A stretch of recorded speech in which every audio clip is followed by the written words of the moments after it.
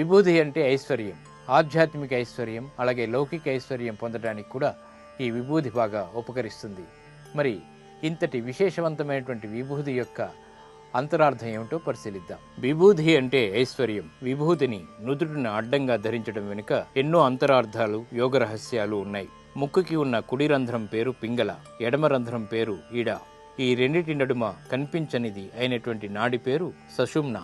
ఇది దేవతలకు నెలవు. ఈ మూడు వేర్వేరు చోట్ల బయలుదేరి మూడు కలిసేటువంటి చోటు రెండు కనుబొమ్మల మధ్య ప్రదేశం. దీన్నే ప్రయాగ అంటారు. దీన్నే త్రివేణి సంగమం అని కూడా వ్యవహరిస్తారు. ప్రయాగ అంతటి పవిత్రమైనటువంటి ప్రదేశంలో సూర్యుని ప్రతీకగా ఎర్ర కుంకుమని బొట్టుగా అక్కడ అలంకరించుకోవాలి. గంగ అనేటువంటిది స్వర్గ, మత్స్య, పాతాళ అనేటువంటి మూడు చోట్ల ప్రవహిస్తుంది. కాబట్టి దీన్ని త్రిపదగా అని వ్యవహరిస్తారు. శంకరుణ్ణి సర్వజ్ఞుడు అంటానికి కారణం గంగ అనేటువంటి జ్ఞానాన్ని తలన ధరించడమే. నది ప్రవహించేది అడ్డంగానే కాబట్టి విభూదిని అడ్డంగానే ధరిస్తారని నమ్మకం. ఈ మూడు పాయల్లో కూడా పై రెండు ఒక దిక్కుకి, మధ్యపాయ మరో దిక్కుకి ప్రవహిస్తుంది. కాబట్టి విభూది ధారణలో విశిష్టులు పై రెండు చారల్ని ఎడమ నుంచి కుడిమకి రాసి మధ్య చారను మాత్రం కుడి నుంచి ఎడమకి రాస్తారు. ఇలా విభూతిని ధరించడం ద్వారా సకల ఐశ్వర్యాలు లభిస్తాయి. మానసిక ప్రశాంతత కొనసాగుతుంది.